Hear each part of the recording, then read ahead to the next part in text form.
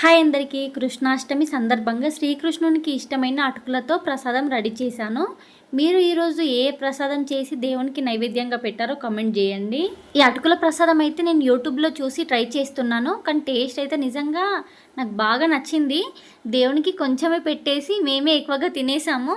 Main ఏంటంటే మరీ ఎక్కువగా కూడా ట్రై చేయలేదు, కొంచెమే ట్రై చేశాను ఎలా ఉంటుందో అని. కాకపోతే టేస్ట్ అయితే నిజంగా మాకు చాలా బాగా నచ్చింది. నేను ఈ అటుకులతో పాయసం చేద్దాం అనుకున్నా, కాకపోతే ప్రసాదం చేశాను.